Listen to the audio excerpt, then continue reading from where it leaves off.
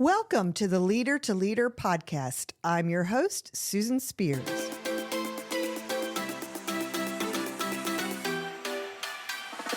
Our guest today is Brian Roinestad. He is the Director of Purchasing at Atlantic Builders, which is located here in the Fredericksburg, Virginia region in the United States for our worldwide listeners. Let me tell you a little bit about Brian before you hear from him. And Brian, welcome. Thanks for having me, Susan. I'm so happy to have you here. Again, I mentioned that he's Director of Purchasing at Atlantic Builders, and he has been lending his expertise at Atlantic Builders for the past 12 years. But he has had a career spanning more than 25 years in the construction industry.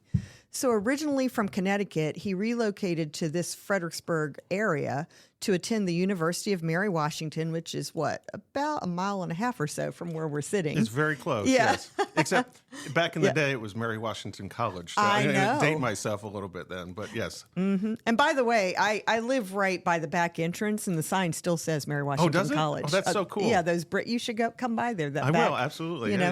Yeah, we walk the dogs up there all the time, but I digress. At the university or at Mary Washington College, he earned a BA in English, linguistics, and speech, followed by an MBA with a concentration in organizational behavior. Now, in addition to his professional accomplishments, Brian is deeply committed to community service. He previously served on the Stafford, which is part of our region, Stafford, Virginia, the Stafford Telecommunications Commission. He served as chair and vice chair, and he had a pivotal role in negotiating franchise agreements and securing broadband expansion grants for the county. That's pretty cool stuff. Currently serves as chair of the board of directors for Rappahannock Goodwill Industries right here in the region and beyond. And I'm thrilled to serve on that board with you, Brian. It's a great honor. And he's also a board member of the Stafford County Vocational Education Foundation. Through Atlantic Builders' Give Back Home program, he has helped raise over $1.6 million to benefit local charitable organizations.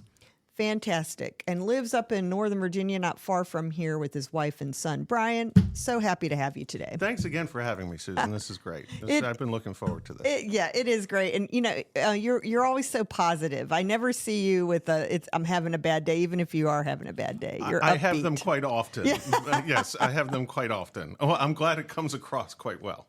I love it. Well, before we get into talking a little bit about your leadership journey, tell me about what a day is like and what you do today as a director of purchasing. What does that entail? Certainly. Well, purchasing at Atlantic Builders is a little bit different than I think purchasing at other organizations in that, when people think purchasing, they think procurement, buying things. And yes, there is a significant amount of what I do that involves procurement. But most of what I do is relationship building with the people that we partner with. Because quite frankly, in construction, it's not a one-time deal when you're working with different trades, different subcontractors. You're working with them over and over and over again. We build roughly 300 houses per year. Same people are building those 300 houses per year, and having a strong relationship with them is so critically important to make sure that we're delivering a great product for our home buyers. Now, and that's what I spend most of my time doing. It's funny, I'll tell the folks that work for me, they say, what did you do today? And one of the things I always harp on is, who did you call? Not calling because you need something, but calling because, hey, how's it going? Mm-hmm. What do you need from me? What do you see out there? And it's just amazing how when you build those relationships, how much better business operates, because you're able to extend the organizational culture that you have within your own company to the people that are working with you on your various projects. That's what I spend most of my time doing. Well, that's super interesting, and I think it's going to tie right back in as we talk about your journey and then get into some more around your leadership style and things like that. It all makes sense how these thread together. So let's just go back, start where you would like to, and share with our listeners what you see as the evolution of your leadership journey. Let's see. So I've always dabbled in leadership stuff, right? From an early age. I would say that my mom and dad are probably my biggest influences in my life. But in high school, I was captain of our swim team. In college, I was a resident assistant, head resident. So I was dabbled in that area. Oh, wait, you were an RA. Yeah. Were you not? I mean, those RAs, we didn't like them very much. If No, what kind of RA were you? Sorry, I digress. I was a bad one. Okay, so they liked you then. Yeah. Okay. Yeah, All right. Carry on. I was not exceptional at that particular job. I know what you're talking about. Go on. Moving right along. So in college, it was just like many people find. There were some speed bumps that I encountered. Okay. Which quite frankly, those speed bumps that anyone encounters are really the best learning opportunities. Yes. I would say that when things are tough, you learn more than when things are good. So towards the middle of my college career, and my college career for undergraduate was about 7 years, which if you ever seen that movie Van Wilder, that was kind of me. So midway through, I throw in some anxiety, obsessive compulsive disorder, depression, and good stuff. Yeah, all the great stuff. So almost actually failed out of college at that point in time. My folks, I mentioned them earlier, the strongest people in my life, they said to me, quite frankly, well, you're not doing great. You got to get a job. So, okay, well, that makes sense to me. So that's how I got involved in construction. I said, okay, what am I going to do? And back at that age, I was always looking for, well, what's the easiest? So I went through back then we had want ads, right? Yes. Went through there and I saw, okay, this company, Dynamark Security, looking for people. And quite frankly, I thought it was just one of those call centers where I'd be sitting there all day long, and showed up and they offered me a job, which was great, but it was pulling wire out in the field. It was going to houses. It was going to commercial buildings. It was really hard work. And shoot, in the process of working on myself and also doing that job, I realized very quickly, wow, college is great. So went back to school after spending a little bit of time at Germana, because my folks said, you got to stick with it if this is important to you. Ended up getting a degree in English, which is something that I was very passionate about, that I enjoyed doing. That wasn't, I didn't necessarily see career goals in it, but it was something that I enjoyed doing. So I figured, okay, I'm willing to apply myself in this, and I'll go for that. And so after I got my degree in English, the owner of the low voltage company said, yeah, you're not really the greatest at running wire out in the field. Why don't you try sales? So I said, okay. Why not? Why not, right? So I got into the sales aspect of that business and did pretty well. Learned to talk with people, learned to understand people's needs, and learned to listen, right? Because that's one of the biggest parts of sales, to be successful there. And eventually the owner of the company said, hey, you want a shot at managing the company? I said, okay. And this was around 2006, 2007. So here I am getting ready to manage a company. And sure enough, the economy tanks, right? And oh my goodness, if that wasn't another speed bump for me, where it was a great learning opportunity. If there, and I feel for anybody going through a difficult time, because quite frankly, it's so hard to come home to your family and be asked, well, did you get a paycheck today? And be able and have to say no. Was your sales pure commission then? No, at that point, I wasn't even commissioned. At that point, it was making sure that the people that worked for the company got their paycheck, and they came first before me. So if there wasn't anything left at the end of the day for me, then there just wasn't anything left at the end of the day for me. Because I've always felt that the people that trust me to lead them, to work for me, they always come first in my mind. So at that point in time, the owner of the company said, hey, you want part ownership of the company? And yeah, because you're already acting like an owner. Yeah, I said no. Doing that. I said no. I said absolutely not. I certainly don't want that, which was probably the best decision that I ever made, because the market continued to go down in the dumps. Instead of doing that, I'm blessed to have a lovely, incredibly successful wife who was more than supportive of me going back to school to get a master's degree in business administration, which is what I did at that point in time. And shoot, when your family, when your wife is paying for that for you, oh my gosh, you apply yourself a whole lot more than I did the first time around. It was just night and day. It was an amazing experience. It was totally different, and got really a lot out of learning from the professors at UMW through that experience. Right. It I can say it was very transformative in that I could apply a lot of the things that I learned into what I was seeing on a day-to-day basis. After I graduated, my wife and I said, "Well, we want to have a son or daughter," and I knew that where I was at that point in time wasn't going to fit the bill for that because shoot, kids are damn expensive. Was talking to Adam, Tom, and Gene, Adam Freed, Tom Schodel, Gene Brown. And for our listeners, who are they? They are the owners of Atlantic Builders. Okay. And they were in the process of scaling their company back up from the downturn. I remember. And they Yes. said, well, we have an opportunity for you, if you want it, in our purchasing department. And I said, well, okay, let's go for it. Because I knew that, wow, here's an opportunity that really could springboard me into different places Right. that I wouldn't have the opportunity to do if I didn't take advantage of it.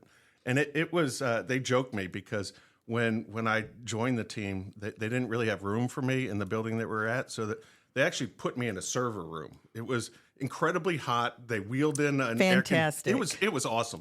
They wheeled in an air conditioner that didn't work, and, but it was great. It was such a fun experience being with such a small group of people and growing things back towards Yep. Where we are today. Yep. I think I was the 13th or 14th person that was hired to the company at that point in time.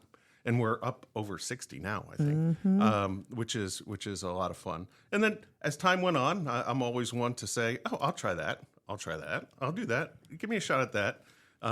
Don't ever fear failure, right?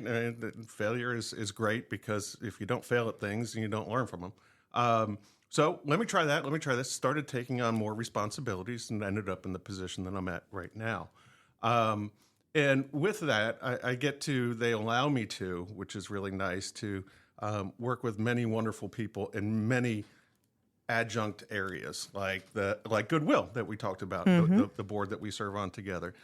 Working with Megan Cotter at MICA and the Jeremiah communities, things like that, which is great. We have a partnership with Habitat for Humanity in Charlottesville, get to work with them on a number of projects, which all of those things just... they're not on a job description, but they are those wonderful little asides that really make the day more meaningful. Absolutely. Absolutely. Well, as you talk about so much to do with relationships, it sounds like that's a real natural, like not something you had to be taught. It's something that's who you are a bit. From a work standpoint, yes. But once I get home, I do not like to go out or, My wife will joke. She'll say, "Have you ever heard of the saying FOMO, fear of missing out?" Like when it comes to personal stuff, I have JOMO, the joy of missing out. Yes, I have a book I think called that. Yeah, simply because I spend most of my day talking, most of my day building those relationships. Yep. So when I get home, all I want to do is, hey Marissa, hey John, my wife and my son, let's hang out. Let's hang out. So, going out, doing big things, they love doing that, and I'll go along. But from a relationship building standpoint, that's pretty much relegated to work.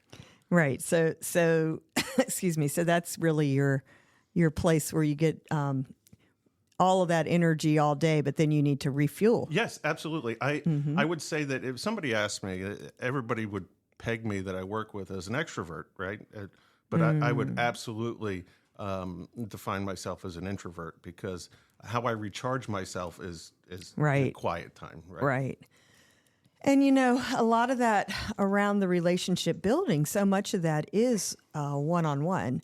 I spent a lot of years before coming to the chamber, I was in retail management and everything, I heard you say, how you're touching the clients, you're reaching out and checking on them. And I worked in the cosmetics industry for a long time. So you'd you'd have a cyclical time where there was plenty of downtime, and then the different holidays or special promotions is where it got real busy, and you had to fill in and make your goals year round.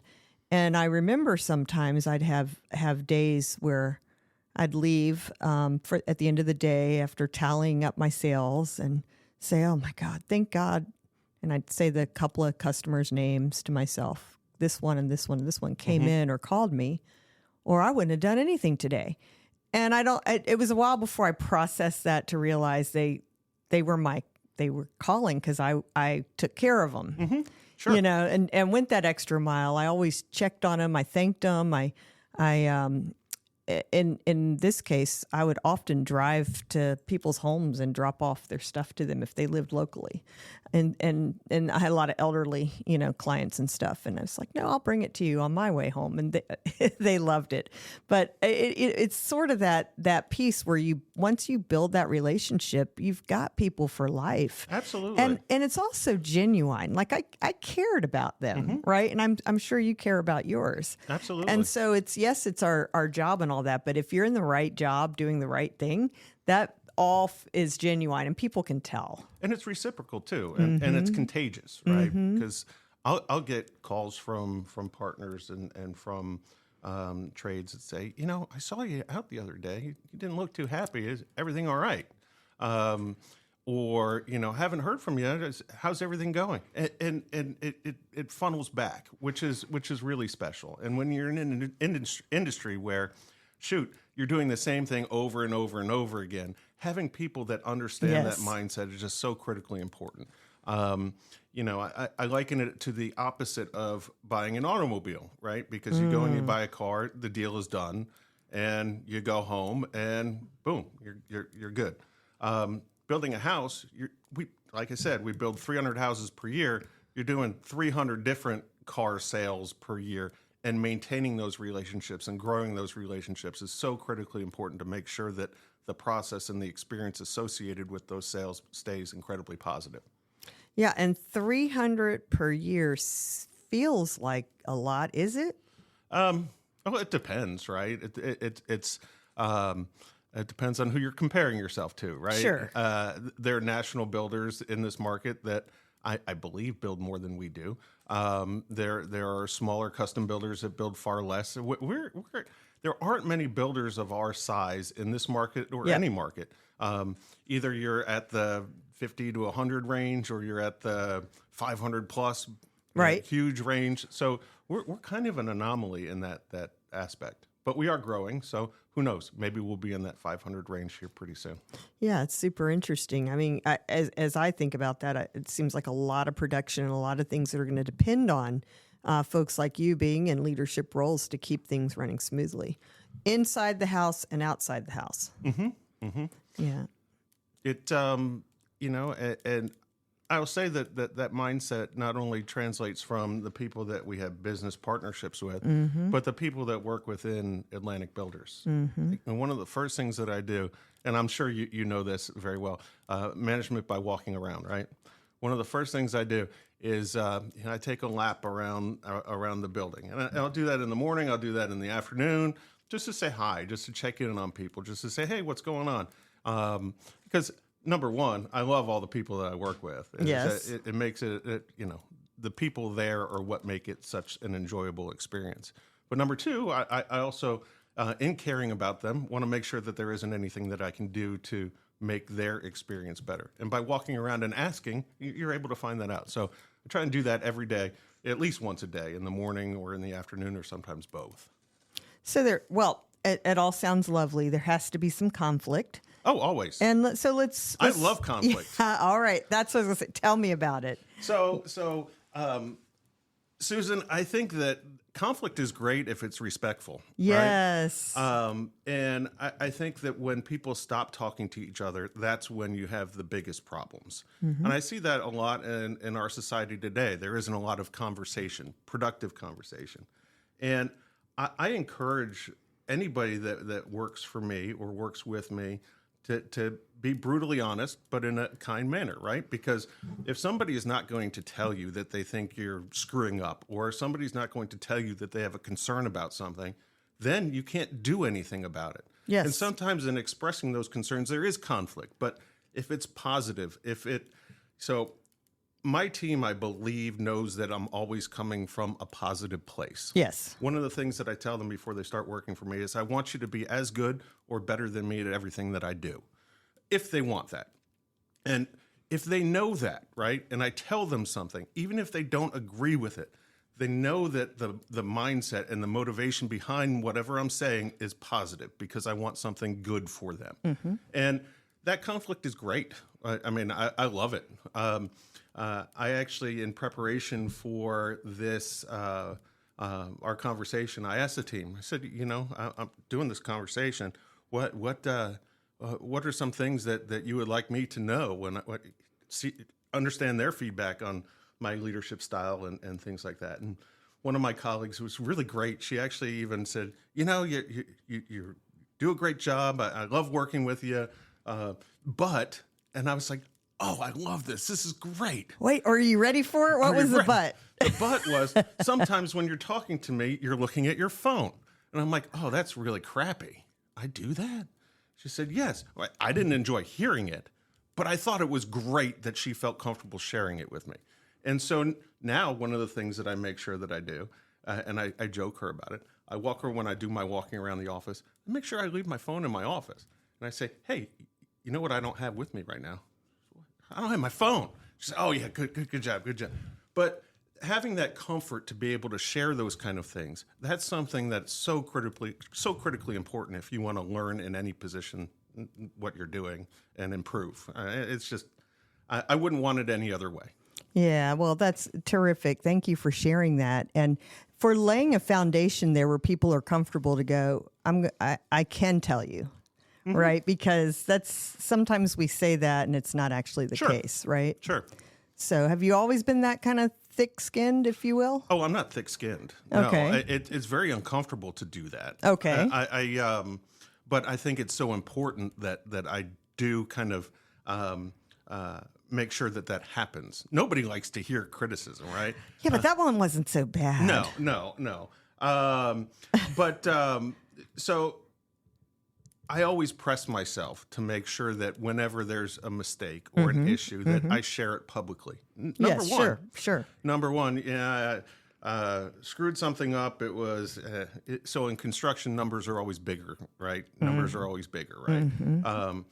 In my personal life, I think $2 is a lot of money, but over the course of like $1 million, $1.5 million home, $1,000 is a small amount. But you make a mistake. Oh shoot! The groundwork on this house was way over budget. It was $10,000 over budget. Let me share that with the team so that they can feel comfortable whenever they make a mistake, so that they can share it with everybody else. So I'm very open about my faults. It's not fun. It's not easy, but I wouldn't want to be any other way. Mm-hmm. Yeah, well, that's pretty cool. Do you think that, has there been other influences in your life that you glean that from, or is this just something that's a natural thing for you? Oh, I try and learn something from everybody that mm-hmm. I work with, right? Mm-hmm. And that's where conversation is so important. Let's see. So Adam, Tom, and Jean, I mentioned them. But talk now. I know these three, and talk about three different personalities. Oh, yeah, very much so. Just very unique people, but they mix together well. Very well, exceptionally well. So, Adam is one of the smartest outside the box thinkers I've ever met in my life. Way outside the box, but he will hold your feet to the fire, right? Mm-hmm. Which is great, and I love that. Tom, you were talking earlier, is probably one of the smartest analytical thinkers I've ever met. Gene is great at bridging relationships. It's amazing to watch him do that. I have two other colleagues that. I've always thought everybody needs a coach, right? If anybody's in a situation where they say, oh, what should I do here? What should I do here? I have two colleagues, one of which Chris Burns and Chris Reynolds. Chris Reynolds did Leadership Fredericksburg with you. He did. And so whenever I find myself in a situation, I'll always bounce ideas off those two guys, Adam, Tom, Gene, Chris, and Chris. And, It's amazing because all five of those folks, I think, have no problem calling me out on BS. No problem on saying this is what I think you should try. See what happened because you didn't try this. So gleaning information from those five people has gone a long way in helping me grow.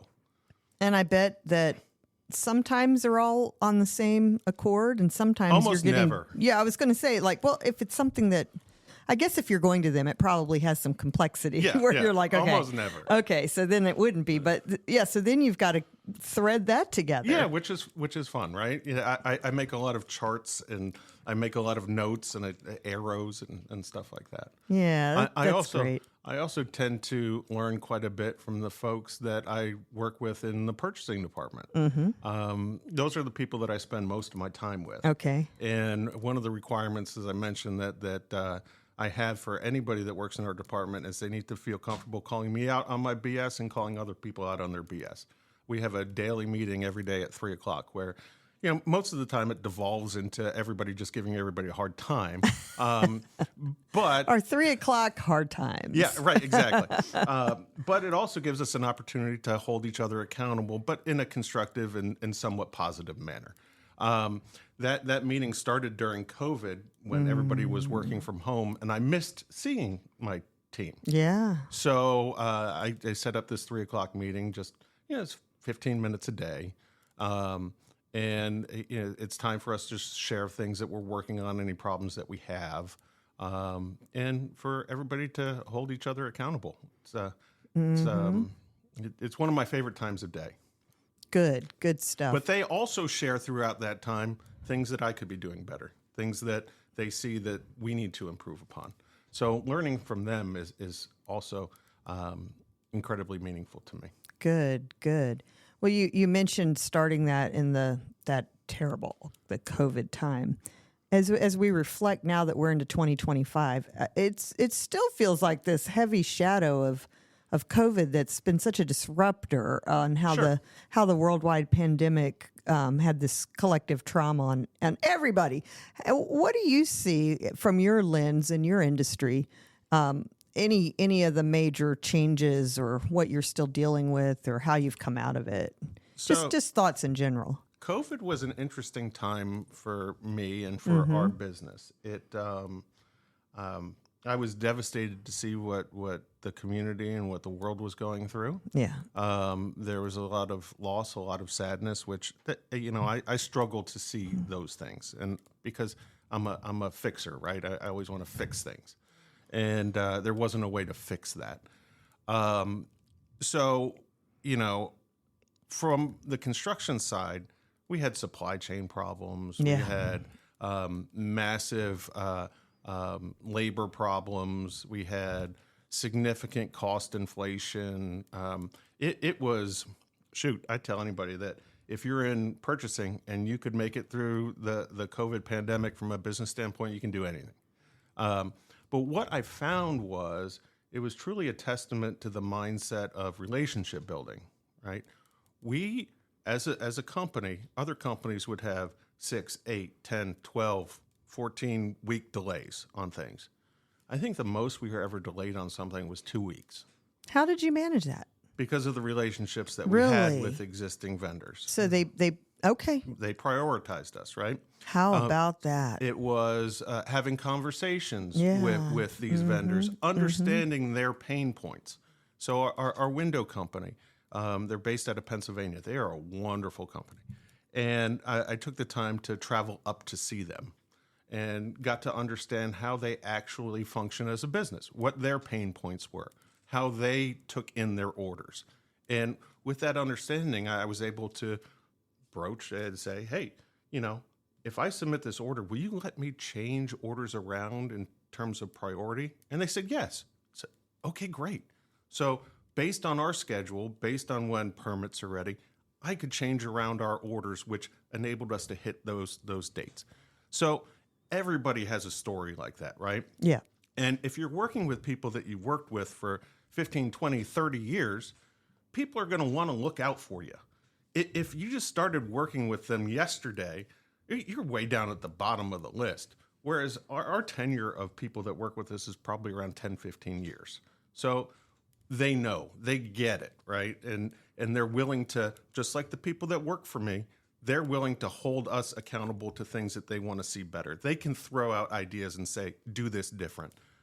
We're comfortable receiving that information, where I don't know how many other companies are. And that helped us get through the COVID pandemic, quite frankly, far better than just about anybody else that I know of in our industry. Yeah, because when you look back and think about that you went over to Pennsylvania and checked it out, I mean, you had more time probably, right, than Sure. usual. But that's still an unusual decision to say, I'm going to go and do this extra whole piece, like a tour. Yeah, it was great. Yeah. I mean, they showed me how windows were made. They showed Yeah. the whole thing. It was awesome.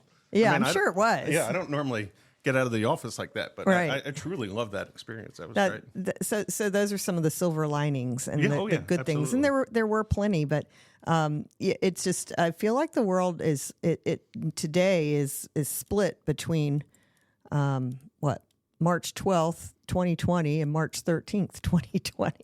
You know, it's just like a line in the sand. Sure. And I don't think we knew it on March 13th. No, we absolutely didn't not. have any concept of what was coming. And to your point, though, about so much pain, I'm not sure that we've absorbed it when we had that many folks that died, just in the United States, much less worldwide. And it's staggering and hard to come to terms with it. I don't know if we ever will. Yeah. You know, I think back to that time, and I think back to the fear that I had. I think back to the fear that my immediate family members had, and I think about the loss that I know colleagues and close friends had. And I don't know if we will. I think it's one of those things that really will define us moving forward. And how it defines us, though, I think that's yet to be written. I agree with that. Yeah. And how we just, when I look at you or our friends at Atlantic Builders or around the chamber and the business community, we survived it. Mm-hmm. Yep. Aren't we lucky? We are incredibly lucky. We are the fortunate.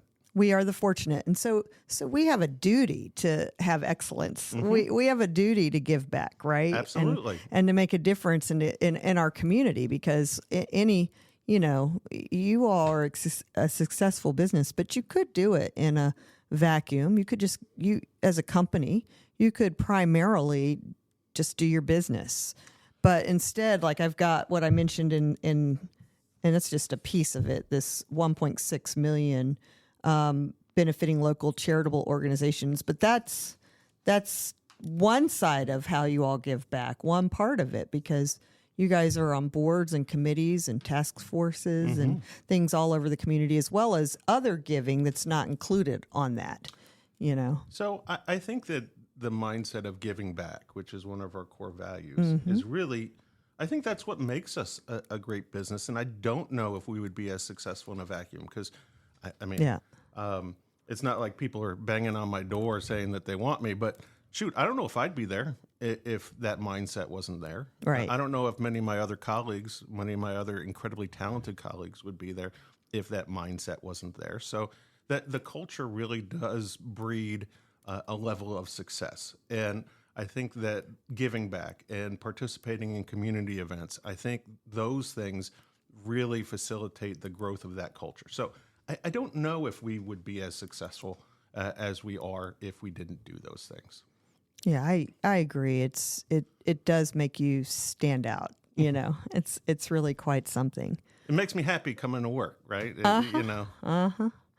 Well, we're getting close to where we'll wind down our time together. It just flies by. I do want to ask if there's ever, separate from maybe even your working today, Sure. along the way or growing up, has there been a mentor or two that was just really impactful in your life? There is one of my dear friends. He has since passed. His name is Jay Kim. He owned one of the largest siding companies in the United States for many years. His company was so big that the U.S. Embassy in South Korea would say, if you're immigrating to the United States and you need a job, go see Mr. Kim. He's in Washington, D.C. Wow. And when I started in purchasing back in 2013, 14, something like that, his office called me and said, we need an increase in cost. We need an increase in cost. And I was inexperienced at that point. And my experience with purchasing departments was, okay, now's the time for me to get angry, right?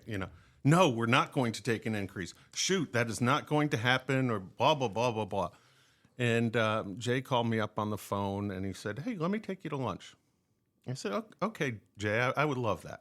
So he took me to lunch. It was an absolutely terrible all-you-can-eat buffet, but he loved it there. So he took me to lunch, and he was talking to me. He said, I just want you to remember one thing. I was, what's that, Jay? He said, no matter what, it's going to be all right. Okay, it's going to be okay.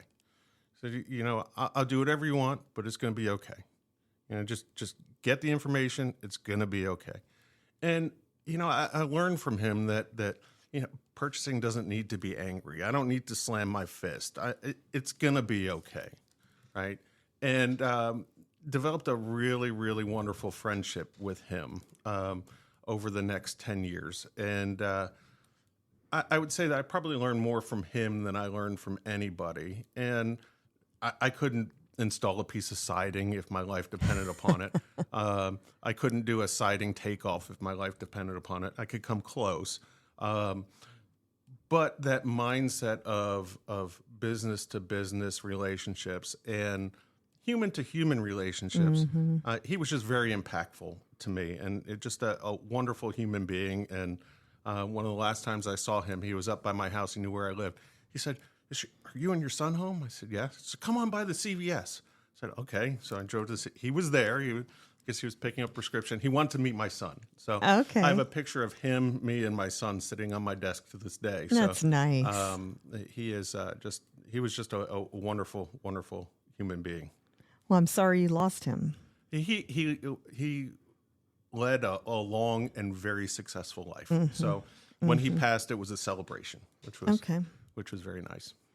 Okay, well, and he, again, like you said, he's on your desk, so he's with you every day. Absolutely, every day. It's so great. I love that. Next time you come by my office, I'll flip the picture around and show you. Okay, well, that means I need to come by soon. I know. I need to come see it. It's not that far away. It is not. I go right by there all the time.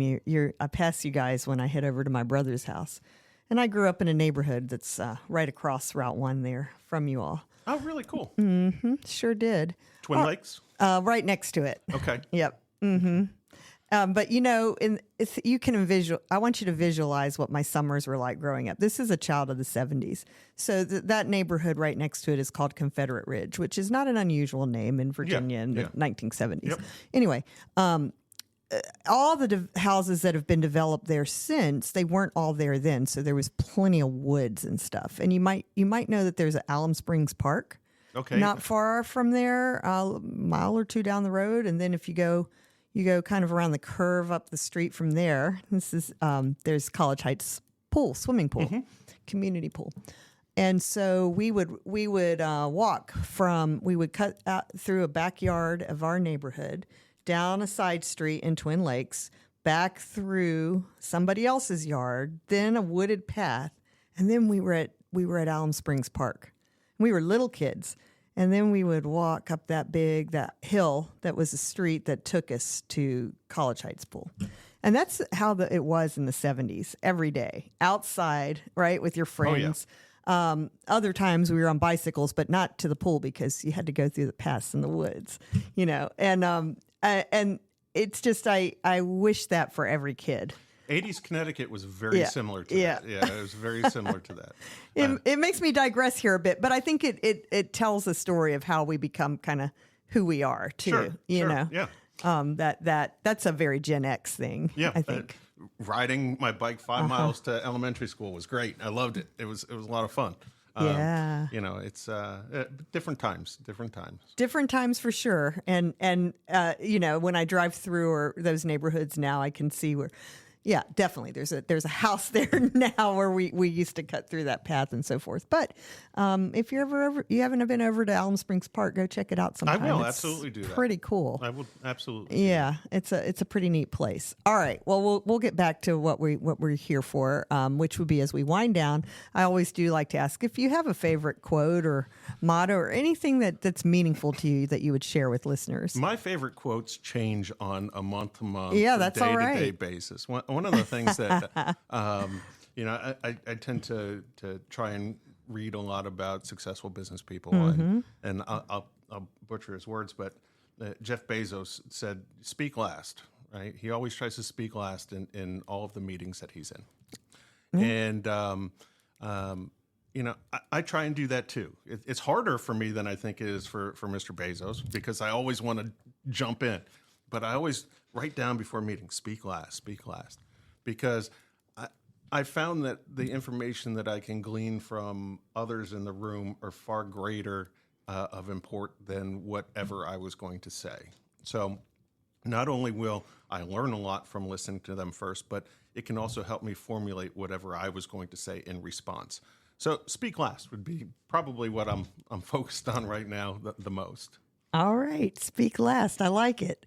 And I'm going to watch and see how much you do that in the next meeting I'm in with you. Please, call me out if I don't, because I'm not saying I'm good at it, right? I'm not even saying I think you need to, but now that you've told me, I'm going to watch. I'm not saying I'm good at it. I try and do a lot of things that I'm not very good at. So call me out though, please. Okay, that'll be fun if I do. Well, anything else you'd want to share with our listeners? No, I love meeting new people, and so if anybody that's listening needs anything, reach out, call me, and have a conversation. Who knows where it'll go. All right. Well, that was an open invitation. Did y'all hear that? All right. So we will have a link when we publish this that tells us how to look up Atlantic Builders, and they can find you from there.